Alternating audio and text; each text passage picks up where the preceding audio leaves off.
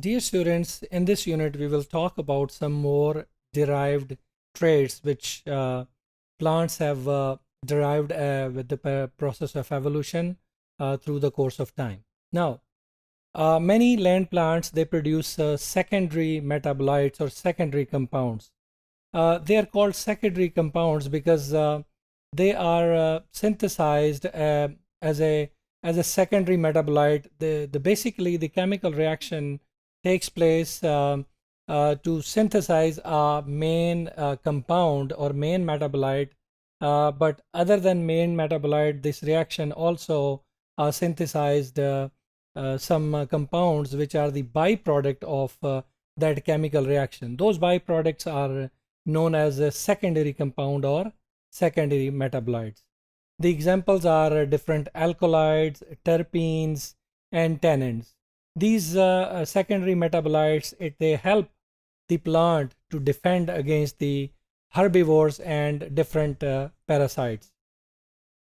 Now, when we talk about some other secondary metabolites, flavonoid is one of the main secondary metabolites. It's very useful. It actually absorbs the harmful ultraviolet radiations, and it could also act as a signal between the symbiotic relationship between the plant roots and the soil microorganisms. So after seeing these signals or receiving these signals, these microorganisms, they initiate this mycorrhizal association with the roots of plants.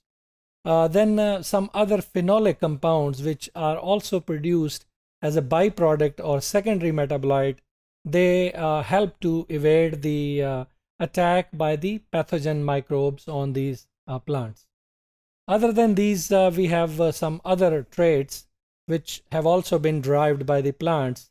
For example, presence of ring of cellulose synthesizing complexes, which help in the synthesis of cellulose, which is important component of cell wall of plants. Then presence of some peroxisome enzymes is also a derived character. Then we have structure of flagellated sperms, which help it to swim through the water bodies or the moist environment to go to the female gametes in order to combine. And then we have formation of phragmoplast. It's a specialized structure of microtubules which helps in the division of plant cells. Other than this, they also have presence of chlorophyll, chloroplast, including chlorophyll A and B, and some other accessory pigments and carotenoids. Other than this one, they also have a very important derived character is as use of starch as the primary food reserve. As the plants grow larger and becomes large in size, it needs new way to distribute food, nutrients, as well as water. So the presence of vascular tissues or vascular system is also an important derived character by these plants, commonly known as xylem and phloem.